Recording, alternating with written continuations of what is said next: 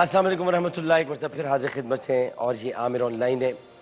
بڑے خوبصورت کلام، بڑی خوبصورت منقبت جناب مفتی حنیف قریشی صاحب نے پیش کی۔ سب سے پہلے تو مفتی حنیف قریشی صاحب السلام علیکم۔ وعلیکم السلام۔ جناب علامہ شبیر حسن میتھی صاحب السلام علیکم۔ جناب مفتی نوید عباسی صاحب السلام علیکم۔ اچھا مفتی صاحب، جب آپ نے مکتب پیش کیا سرکار کی، اس کا جو مصر ثانی تھا، سرکار کی خدمت ہے ابھی طالب پر غور تو کر سید، سرکار کی خدمت ہے ایمان ابو طالب، تو جب آپ نے یہ مصر ثانی پیش کیا تو ظاہری مقطع تھا، ختم ہو گیا تھا۔ یہ سرکار کی خدمت ہے ایمان ابو طالب۔ اچھا ایمان ابو طالب پہ بحث ہوتی ہے بہت، تو آپ نے تو کہہ دیا کہ سرکار کی خدمت ہے ایمان ابو طالب، ذرا اس پہ روشنی ڈالیے۔ پھر اگر یہ ایمان ابو طالب ہے تو پھر کس ایمان ابو طالب پہ بحث ہو رہی ہے؟ دیکھیں پہلی بات تو میں آپ کے سامنے یہ کروں کہ ہمیں اس مسئلے پر بحث کرنی نہیں چاہیے، نہیں کرنی چاہیے، ہمیں اپنے ایمان کی فکر کرنی چاہیے۔ وہ ہستیاں کہ جنہوں نے نبی علیہ السلام کی صدا خدمت کی، جی حضور سے محبت رکھی، جی ہاں حضور ان کو یاد کر کر کے روتے رہے، صحیح، اور ان کے احسانات اور ان کے جو خدمات تھیں ان کو حضور یاد کر کر کے صحابہ کے سامنے بیان فرماتے رہے، جی تو کم از کم ہمیں جو ہے نا جی ہاں، یہ حق نہیں پہنچتا کہ ہم ان ہستیوں کے ایمان کے حوالے سے جو ہے نا وہ بحثیں کریں۔ بالکل صحیح۔ یہ جو شاعر ہیں میں جو سمجھ رہا ہوں ان کا ایک جس کو کہتے ہیں نا کہ ایک تخیل ہے، اور وہ تخیل یہ ہے کہ شیب ابی طالب میں وہ کون سا ظلم ہے، وہ کون سی ستم کی قسم ہے، جی وہ کون سا انداز درندگی ہے جو کفار مکہ کی طرف سے خاندان بنو ہاشم کے ساتھ روا نہیں نہ رکھا گیا، صحیح۔ یعنی آج بھی انسانیت جب شیب ابی طالب کو پڑھتی ہے تو وہ کانپ جاتے ہیں کہ یار چھوٹے چھوٹے بچوں کے ساتھ اتنی زیادتی، سوشل بائیکاٹ، سوشل بائیکاٹ، اور ایسی ہستی سے کہ جن کے بارے میں انہی بائیکاٹ کرنے والوں کے نظریات یہ تھے کہ ان سے زیادہ نرم طبیعت کوئی نہیں، ان سے زیادہ نرم خو کوئی نہیں، ان سے زیادہ امین کوئی نہیں، ان سے زیادہ صادق کوئی نہیں، ان سے زیادہ حسین کوئی نہیں، اچھے اخلاق کا پیکر، اور ان کے ساتھ اتنی بڑی بد اور یہ تو اخلاقی۔ 10 سال کا کیا تھا تو 3 سال وہ تو نیمک کھا گئی تھی۔ اب شیب ابی طالب میں وہ کون سی چیز تھی؟ دیکھیں ایک طرف ابو لہب ہے، جس وقت مشرکین کی طرف سے دباؤ آیا تو جب بنو ہاشم کی میٹنگ بیٹھی تو اس میں سب سے پہلے ابو لہب کھڑا ہوا اور وہ کہنے لگا کہ دیکھو یہ ہمارا بھتیجا ہے، اس کی وجہ سے ہم پر مصائب اور پریشانیاں جو ہے نا وہ آ رہی ہیں، تو ایک بندہ ہے اور پورا بنو ہاشم ہے تو ایک کو قربان کر دو، ایک کو بھائی نکال دو، یا یہ اپنے ان چیزوں سے واپس آ جائے، اپنے ان اقوال سے، اپنی اس گفتگو اور اپنے نظریات سے، یا پھر اس کو جناب اپنے خاندان سے الگ کر دو۔ تو وہاں 2 ہستیاں تھیں نا جو تڑپ کے کھڑی ہوئی، ایک حضرت ابو طالب اور ایک حضرت صفیہ، اور حضرت ابو طالب نے وہاں جو جملہ بولا وہ بڑا تاریخی جملہ ہے۔ آپ نے فرمایا کہ خاموش، یعنی جو ڈانٹ ٹپٹ کی اس کو بٹھایا، اور آپ نے فرمایا کہ جب تک بنو ہاشم کے ایک بچے کی رگ میں ایک خون کا قطرہ ہے نا، ہم محمد عربی کو مشرکین کے حوالے کبھی نہیں کریں۔ واہ واہ۔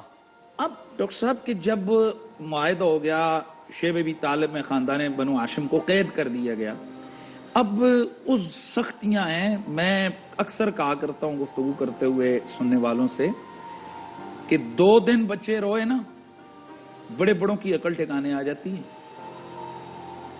2 سال، اور بعد میں جو صحابہ بعد میں جو اسلام لائے وہ کہتے ہیں کہ ہم لوگ جاتے تو ہمیں آوازیں آتی بچوں کی چیخنے کی، کہاں شیب ابی طالب ہے اور حرم شریف کے قریب، تو کہتے ہم پوچھتے کہ یہ بچے کیوں رو رہے ہیں بنو ہاشم کے، تو جواب آتا یہ پیاس اور بھوک کے مارے رو رہے ہیں۔ درختوں کے پتے اور جڑیں کھا کھا کر، ان کے چھلکے اتار کر کھاتے رہے بنو ہاشم خاندان پورا، اور قیادت تھی جناب ابو طالب کی، لیکن ایک ذرہ بھی ان کے پائے سے بات میں لغزش نہیں آئی ہے۔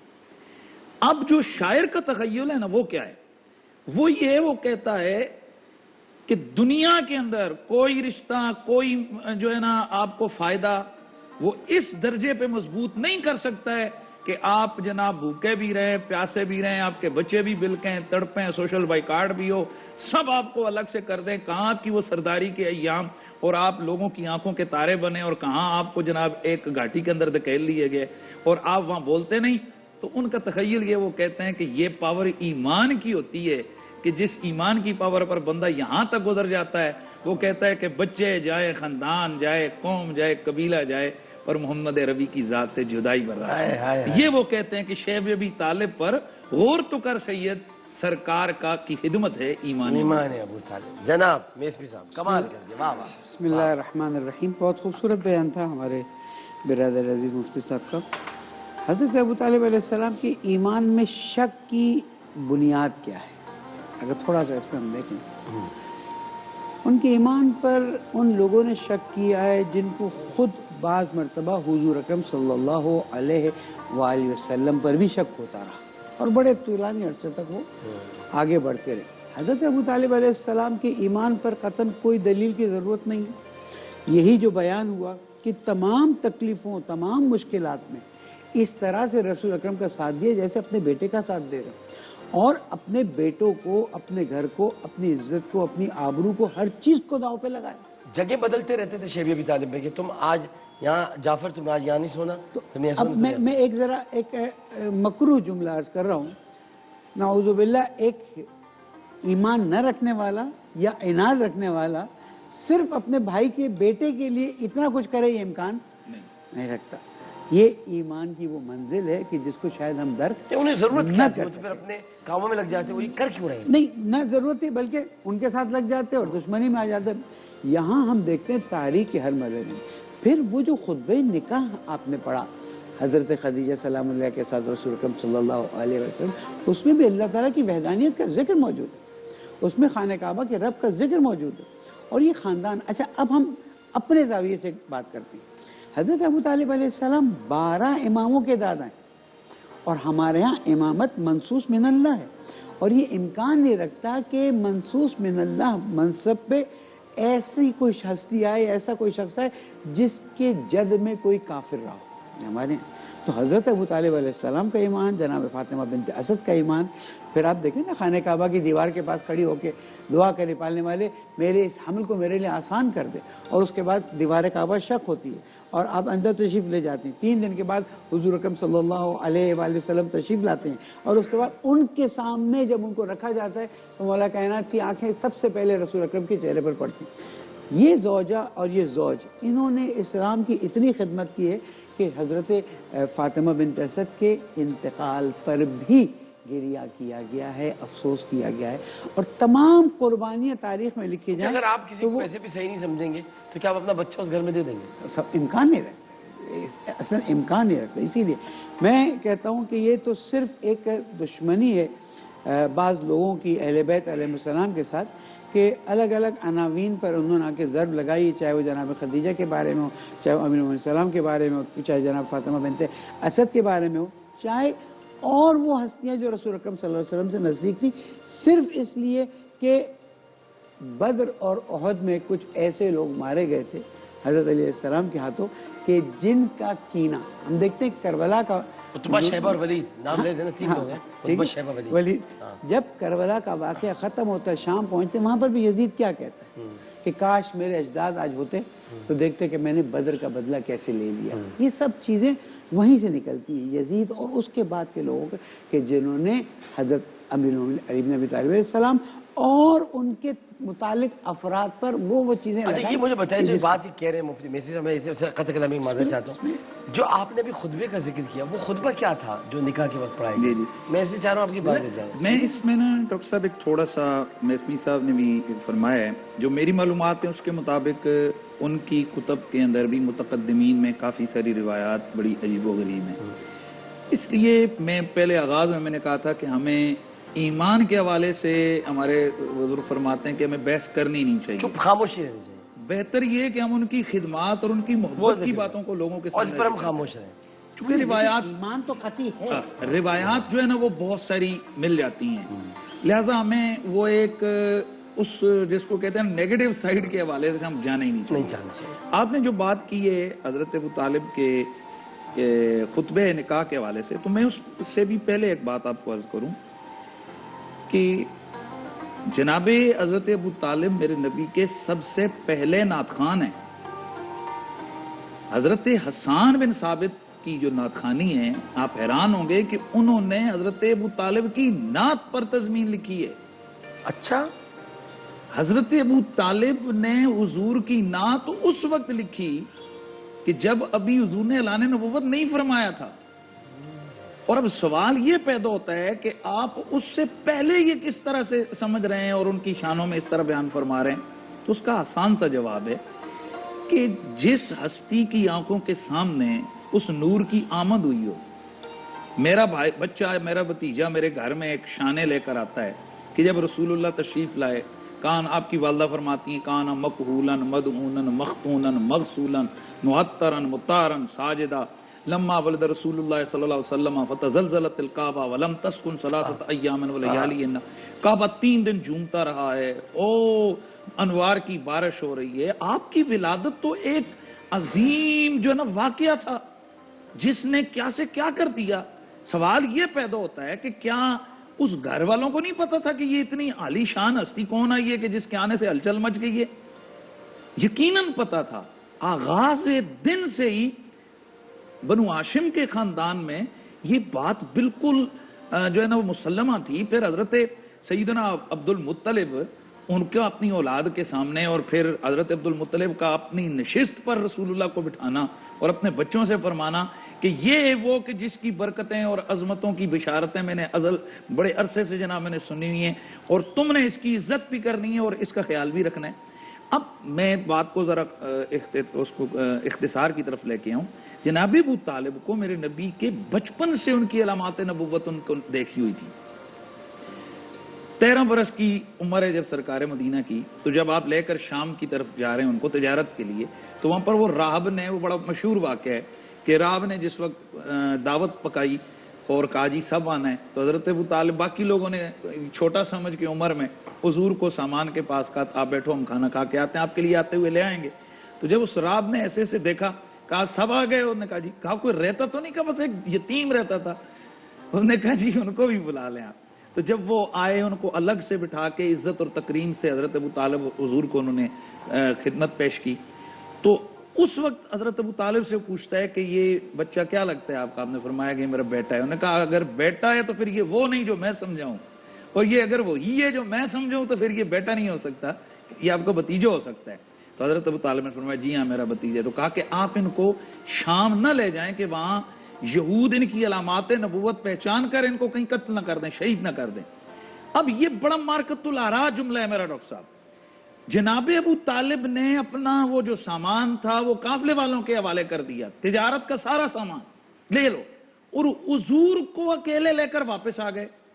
اب بڑا آسان سا جملہ ہے کہ اس نے کہا تھا یہ تمہارا بھتیجا نبی اور رسول ہے, اگر اس کو تم لے کر جاؤ گے تو علامات نبوت دیکھ کر یہود دشمنی میں ان کو نقصان پہنچائیں گے. تو حضرت ابو طالب ان کو لے کر واپس آئے. اگر ان کو یقین نہ ہوتا تو کہتے ہٹ اپنی گپیں لگا رہے, تو ہٹ جائے پیچھے, تو کون ہے بھائی, بڑی دلیل ہے, بڑی دلیل. تو کون ہے جو ہٹ چھوڑ میں اپنا سامان بیچنے جا رہا ہوں, کہاں ہے یہ نبی اور رسول؟ اس کا مطلب ہے باقیوں نے ان کی نبوت اور رسالت 40 سال کے بعد دیکھی اور مانی, جناب ابو طالب نے تو 13 برس کی عمر میں ان کو نبی اور رسول مان کے گھر لے کر آئے. اور پھر راستے میں آتے ہوئے جب پانی ختم ہوتا ہے اور جناب ابو طالب شدید پریشان ہوتے ہیں, حضور دیکھتے ہیں چچا کیا مسئلہ ہے؟ کہا بھتیجے میرا جناب پانی ختم ہو گیا. تو وہاں آپ ایڑی مارتے ہیں اور ایڑی مار کر ٹھنڈے میٹھے پانی کا شربت وہاں سے نکلتا ہے, یعنی ٹھنڈا میٹھا پانی کا چشمہ وہاں سے نمودار ہوتا ہے. خود پیتے ہیں, پلاتے ہیں, ساتھ لیتے ہیں, اور وہیں پہ وہ پانی ختم ہو جاتا ہے. قدم قدم پہ رسول اللہ کی شانیں وہ دیکھتے ہیں, قدم قدم پہ حضور کے کمالات وہ دیکھتے ہیں, اور نبی اور رسول مان کے دیکھتے ہیں. پھر حیرت کی بات ہے کہ جب حضور ڈنکے کی چوٹ پر اعلان نبوت کرتے ہیں, ان کی پشت پناہی ہے, ان کی خدمت ہے, ان کے دشمنوں سے جنگ ہے, سب کچھ ان پہ قربان ہے, تو پھر باقی وہ ایمان اور وہ چیز کیا رہ گئی. اس لیے جب آپ خطبہ پڑھتے ہیں تو فرماتے ہیں الحمدللہ الذی جعلنا من ذریت ابراہیم ودید اسماعیل ونسل جعلنا من ذریت ابراہیم ونسل اسماعیل ودید مدر. تمام تعریفیں اس اللہ کے لیے ہیں جس نے ہمیں ذریت یعنی اولاد ابراہیم میں سے رکھا, ذریت نسل اسماعیل میں سے رکھا, اولاد مدر میں سے رکھا. وجعلنا, اور آگے اس کا ترجمہ بنتا ہے کہ اور اس اللہ نے ہمیں اس بیت الحرام عطا فرمایا جس کا حج کیا جاتا ہے, اور اللہ تعالیٰ نے ہمیں وہ امن والا حرم عطا فرمایا کہ جس میں دور دور سے قافلے آ کر امان پاتے ہیں. پھر آپ بڑا خاص اور مارکت العرا جملہ ہے, آپ فرماتے ہیں کہ اے اس محفل میں بیٹھے ہوئے لوگوں, تم میں سے جو میرے پیارے محمد کو پہچانتا ہے وہ پہچانتا ہے, اور جو نہیں پہچانتا وہ سن لے کہ لا یؤذن بہ احد, اس جیسا کوئی ہوا ہی نہیں ہے. یہ وہ شان والا ہے. آگے فرماتے ہیں کہ اگرچہ اس کے پاس مال جو ہے نا وہ کم ہے, اور مال ہے ہی کیا ذل ذلیل, یہ تو ڈھلنے والا سایہ ہے, جیسے سایہ جناب ڈھل جاتا ہے اس طرح یہ مال ختم ہو جاتا ہے. یہ تو ایک میل ہے, یہ ختم ہو جاتی ہے. اصل چیز تو بندے کی عزت کرامت اور شان ہے, اور شان و عزت و کمال میں میرے محمد جیسا ہے ہی کوئی نہیں. یہ جو آج کہتے ہیں نا کہ یا مصطفیٰ خیر الورا تیرے جیا کوئی نہیں, یہ جو نعتیں پڑھتے ہیں یہ نعتیں ہم صدیوں بعد پڑھ رہے ہیں. یہ نعتیں حضور کے خطبہ نکاح میں سب سے پہلے یہ نعت پڑھنے والا ابو طالب ہے. وہ کہہ رہے ہیں کہ لم یات نظیرو کفی نظر مثلے تو نشد پیدا جانا, جگ راج کا تاج تورے سرسو ہے تجھ کو شہد و سرا جانا, سب سے اولا و اعلیٰ ہمارا نبی, سب سے بالا و اعلیٰ ہمارا نبی. جناب یہ حضور کے بے مثل ہونے کا جو سب سے پہلے نعرہ بلند کیا ہے نا, یہ تو جناب ابو طالب نے خطبہ نکاح کے اندر بیان کیا. تو اس لیے پہلا نعت خوان بھی وہ ہیں, تعریف شان حضور کی, اور سب سے بڑی بات پوری زندگی اپنا سب کچھ حضور پہ قربان کر دیا اور لوٹا دیا. تو ایسی ہستیوں کے بارے میں کم از کم ہم لوگوں کو ایسا رویہ اختیار نہیں کرنا چاہیے کہ جس سے کہیں ایسا نہ ہو حضور کا قلب نازنین جو ہے نا وہ رنجیدہ ہو جائے. تو اس لیے ہمارے بزرگ فرماتے ہیں کہ بھئی آپ جب بھی ان کا ذکر کریں تو آپ ادب کے ساتھ اور ادب کے لہجے میں ان کا ذکر کریں, بے ادبی کے ساتھ. ایسا جملہ نہ زبان سے لائیں کہ کہیں ایسا نہ ہو کہ جس نبی رحمت کے نعرے لگاتے ہوئے اور نعتیں پڑھتے ہوئے ان کو راضی کر رہے ہیں وہ اسی وجہ سے روٹ جائیں. اور مجھے یہاں پر ہیں تو وہ تھانوی صاحب, مولانا اشرف تھانوی صاحب دیوبندی مسلک کے بڑے بزرگ ہیں, انہوں نے کی ایک بات بڑی اچھی انہوں نے جناب کہی کہ انہوں نے کہا کہ بھئی میں تو جب بھی ان کا نام لیتا ہوں تو حضرت ابو طالب کہہ کر لیتا ہوں, کیونکہ مجھے حیات ہی ہے کہ جس بندے نے ساری زندگی حضور کی اتنی خدمت اور غلامی کی, میں اس کا نام بے ادبی سے کیسے. تو میں سمجھتا ہوں کہ ان ہستیوں کا ہم سے ہو سکے تو ہم اچھا اور ذکر خیر کریں. اور ہم کیوں کریں ڈاکٹر صاحب, ہمیں کوئی پیسے ملتے ہیں؟ سوال یہ ہے کہ کیا کوئی یہاں اسپیشل ایسا کوئی ادارہ ہے کہ جو ذکر ابو طالب کرنے کے ہمیں پیسے دیتے ہیں اور آپ کو پیسے دے رہا ہے؟ اصل بات یہ ہے کہ وہ ہمارا خدا جانتا ہے کہ ہم کس کو خوش کر رہے ہیں. خدا کی عزت کی قسم ہے, ہم ڈاکٹر صاحب ہم رسول اللہ کی خوشی کے لیے یہ کر رہے ہیں کہ حضور خوش ہوں گے. جب ہمیں پتہ ہے, ہمیں معلوم ہے کہ بھائی دیکھیں میرے علاقے کا کوئی بندہ ہے نا ڈاکٹر صاحب علاقے کا, میں یہاں پر ہوں کراچی میں ہوں, تو مجھے خوشی ہوتی ہے جب میرے علاقے کے کسی بندے کی کوئی تعریف کرتا ہے, کوئی آدمی ملتا ہے کو کہتے ہیں جی فلاں علاقے کا بڑا خوش ہوتی ہے یار یہ میرے علاقے کے بندے کی. اور جس ہستی کے کندھوں پہ چڑھ کے حضور چلتے رہے, جس ہستی نے حضور کو انگلیاں پکڑ کے چلایا, جس ہستی نے ساری زندگی حضور پہ نثار کر دی, جس ہستی کی ساری اولاد, ذرا دیکھیں نا اسلام کو کتنا خون دیے گھرانہ ابو طالب نے. حضرت جعفر کو دیکھیے, حضرت علی کو دیکھیے, ائمہ اہل بیت کو دیکھیے, حسنین کریمین کو دیکھیے, یہ آپ حضرت عقیل ان کے بیٹوں کو دیکھیے, یہ دیکھیں یہ شہادتیں, یہ جتنے شہیدوں کے یہ جو شجرے نا یہ جا کر اینڈ ابو طالب پہ ہو رہا ہے. تو جناب اس لیے ہمیں محسن اسلام ہے وہ حضور کے محسن ہیں, اور ہمیں کم از کم اپنے علاقے کا کوئی محسن ہو ہم اس کا ذکر بڑے تڑلے سے کرتے ہیں اور بڑے پیار سے کرتے ہیں. تو جو حضور کا محسن ہو, میرا ایمان ہے خدا کی قسم. مجھے ایک دن ایک آدمی کہنے لگا کہ بلکہ وہ میرا کلپ ایک سوشل میڈیا پہ ہے, چلو یہ جواب بھی ہو جائے گا ان کے لیے, تو وہ کہنے لگا کہ یہ جیسا مومن ابو طالب ہے تو یہ انیف قریشی بھی ویسا ہی مومن ہے. تو میں نے وہاں اپنے لڑکوں کو یہ اس کے وہ کمنٹ پڑھا کے نا, تو میں نے کہا میں کہاں اتنا بڑا مومن, مجھے ان کے ایمان کا 1000واں حصہ بھی مل جائے نا ایمان کا, خدا کی قسم اپنے لیے باعث نجات سمجھتا ہوں. تو ہمارا ان کے غلاموں میں نام آ جائے جی حضور کی اہل بیت کے غلاموں میں, تو ہم اس کو اپنی سعادت سمجھتے ہیں. اللہ گواہ ہے ڈاکٹر صاحب, ہم تو چاہتے ہیں کہ حضور خوش ہو جائیں. کم از کم قیامت والے دن ہم سے اگر پوچھا کیوں کرتے تھے تو ہم یہی کہیں گے حضور آپ کا سمجھ کے کرتے تھے, آپ کا پیارا سمجھ کے کرتے تھے. بھائی کیا کہنے, بھائی کیا مفتی صاحب, بھائی کمال کر دیا آج صاحب, آج تو پورا ہماری شہر کی ٹانس میں. بھائی کیا بات ہے مفتی صاحب. میں ایک بات بتاؤں, ہمارا آپ کا جب رشتہ قائم نہیں ہوا تھا محبتوں کا, تو آپ کی وہ مجلس ہم نے سنی تھی حضرت ابو طالب علیہ السلام، وہاں سے ہم نے تلاش کیا یہ شخص کون ہے، اس کس مسلک سے. اس کے کچھ عرصے بعد ظاہراً ہمیں پتہ چلا کہ نہیں یہ تو وہ فلاں ہیں اور اس طرح سے. وہاں سے ہمارے دل میں آپ کی محبت قائم ہوئی اور آج تک حضرت ابو طالب علیہ السلام کی ایمان کی وجہ سے ہماری آپ کی محبت قائم ہے اور انشاءاللہ اللہ نے چاہا تو جب تک رہے گا. اس لیے کہ حضرت ابو طالب علیہ السلام نے جس طرح سے ایک دو مثالیں دے دیتا ہوں. اب حضور اکرم خانہ کعبہ میں عبادت فرما رہے ہیں اور پیچھے سے آ کے اوجڑی ڈال دی جاتی ہے اور آپ کے بدن پر. حضرت ابو طالب علیہ السلام کو پتہ چلتا ہے، وہ اونٹ ذبح کرواتے ہیں، اونٹ کی اوجڑی نکلواتے ہیں اور قریش کے جو بڑے بڑے وہاں پر تھے، تاریخ میں 10 نام آئے ہیں، ان کو کھڑا کیا اور ان کے پیچھے اپنے بیٹوں کو کھڑا کیا کہ کوئی ہیلے تو گردن اڑا دینا.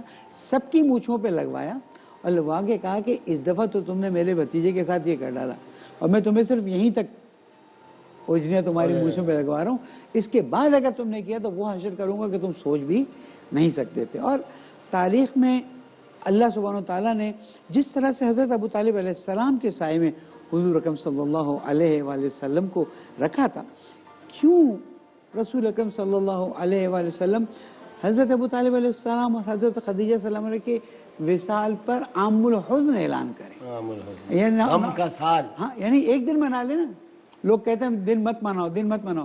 حضور اکرم نے پورا سال منایا ہے، اس لیے کہ 2 ایسی ہستیاں کہ جنہوں نے اس حد تک ساتھ دیا جس حد تک کوئی کسی بھی وجہ سے ساتھ نہیں دے سکتا تھا، اور وہ بھی ایمان. ایک کے بعد دیگر دنیا سے چلے گئے. حضور اکرم کے دل پر اتنا افسوس ہوا کہ آپ نے عام الحزن قرار دیا. اس کے بعد طائف کا واقعہ ہوتا ہے، پھر معراج پہ جانا ہوتا ہے بڑا. اور اس میں ڈاکٹر صاحب ایک اور چیز بھی عرض کر سکوں، جو میری معلومات ہیں جو میں پڑھ سکا ہوں یا جو میں تاریخی والے سے، جب تک جناب حضرت ابو طالب زندہ رہے کسی کی جرت نہیں ہوئی کہ وہ رسول اللہ کی طرف ہاتھ اٹھائے. یہ سب سے پہلا عام بات میں کر لوں. اسی کے بعد تو طائف کا واقعہ ہوا. میں پھر کہہ رہا ہوں یہ جتنے واقعات ہیں، شاید میسمی صاحب کی ان کا کوئی اپنا سورس ہوگا یا ان کی اپنی تاریخ کے، میں اپنی بات کر رہا ہوں. یہ اوجڑی کا پھینکا جانا، آپ کے رستے میں کانٹوں کا بچھانا، یہ آپ کو یہ ہماری تاریخ کی کتابوں میں لکھا ہے، یہ سب بات کے واقعات ہیں. اس لیے بہقی شریف کی حدیث ہے اور اس کے علاوہ دیگر حدیث کی کتاب جابر بن عبداللہ دیگر کئی صحابہ سے مروی ہے، حضرت ابو ہریرہ سے بھی مروی ہے کہ رسول اللہ صلی اللہ علیہ وسلم نے جس وقت آپ پر یہ ظلم اور ستم کا دروازہ اچانک کھلا تو آپ نے سب سے پہلے کس کو یاد کیا؟ اپنے چچا کو. اور آپ نے فرمایا کہ چچا آپ کی جدائی کا غم میں نے بڑا جلدی محسوس کر لیا. یعنی جب تک آپ حیات تھے کسی کی جرت نہیں تھی کہ وہ رسول اللہ کی طرف آتے. مقام کی شان ہے. ہاں، مقام کی شان، اس میں کوئی شک نہیں. اب اس حوالے سے ہم تو یہ سمجھتے ہیں کہ جن ہستیوں نے میرے نبی کا جو ہے نا وہ ڈھال بن کے، وہ ڈاکٹر صاحب میں بڑی ایک جملہ درد سے کہتا ہوں، اپنے سننے والوں کو کہتا ہوں، جس گدھے اور دراز گوش پر اللہ کے نبی نے سواری کی، آج ہم اس کا جب بھی نام لیتے ہیں نا تو کہتے ہیں حضرت یافور. یعنی جانور ہے صاحب. صرف حضور کے دروازے کے اوپر کھڑا رہتا تھا. حضور فرماتے یافور جاؤ ابو بکر کو بلا لاؤ، دوڑا ہوا جاتا جناب ابو بکر صدیق کے دروازے پر اپنا منہ مارتا. امام بیقی نے لکھا ہے بالکل دلائل النبوہ میں، جاؤ علی کو بلا کر لاؤ، جاؤ فلاں کو بلا کر لاؤ. اچھا مجھے نا کئی حضرات کہتے ہیں او جی جانور کو کیا پتا ابو بکر کا دروازہ کہاں ہے، عمر کا دروازہ کہاں ہے، اس کا میں نے کہا جو نبی کو نا اس کو پتہ ہوتا ہے کہ کس کا دروازہ، یہ نبی کا تھا. واہ واہ نبی کا تھا. حضور سید کونین نے اس کو سواری کے لیے چنا تھا، اتنا شعور تھا اس میں. اب جو اگلی بات ہے کہ جس نے تھوڑا عرصہ، سال 6 مہینے 2 سال جتنا بھی ہے، اس جانور نے رسول اللہ کی خدمت کی، اور ہم اسے حضرت یافور اسے ہم حضرت یافور کہتے ہیں. اس کا نام رو رو کے بڑے تلالے سے اس کا ذکر کرتے ہیں. یار خدا کا خوف کریں، کیا ابو طالب نے یافور جتنی خدمت بھی نہیں کی میرے نبی کی؟ اللہ اللہ اللہ اللہ اللہ اللہ اللہ، کیا کہہ دیا آپ نے، کیا کہہ دیا. دل دکھتا ہے ڈاکٹر صاحب، دل دکھتا ہے کہ ہمارے کیا لیول ہو گئے ہیں، ہماری سوچوں کن کے باتوں میں بحث کر رہے ہیں ہم کدھر چلے گئے. کہاں بحث کر یار آپ سے اچھا نہیں ہو سکتا، کم از کم برا تو نہ رہے کرو. ہیں؟ اور کن باتوں میں آپ نے شروع میں کہا یہ کیوں بحث کی بات یعنی ایک طرف ہمارے عقیدت کا یہ عالم ہے کہ جس کدو کو حضور نے پسند فرمایا اس کو کوئی غلط کہ اس کے دانت توڑ دو، اس کا سر اڑا دو. امام مالک تو 10 کوڑے لگاتے تھے جس نے کدو کو اب برا. دیکھیں بھئی کدو ہے یار، ایک سبزی ہے، حضور نے اس کو پسند فرمایا. بس کیا یار حضور نے ابو طالب کو کدو جتنا بھی پسند نہیں فرمایا؟ ہے بس بس بس مفتی صاحب، بس یہ بہت درد بھری بات، بہت درد بھری بات، بہت درد بھری. بس ناظرین کرام، یہی ہم وقفہ لیتے ہیں. مفتی صاحب آپ سے بات نہیں ہو سکی، لیکن بھائی اتنی بات درد کی کہہ دی کہ اب اس کے آگے سننے کے قابل کوئی بات رہی نہیں ہے واقعی. وقفہ لیتے ہیں، وقفے کے بعد یہاں پر مولانا آزاد جمیل صاحب اپنا خطاب کریں گے اور حافظ احمد رضا قادری اذان دیں گے. لیکن پہلے ایک وقفہ. السلام علیکم ورحمۃ اللہ. پھر آ گیا پیارا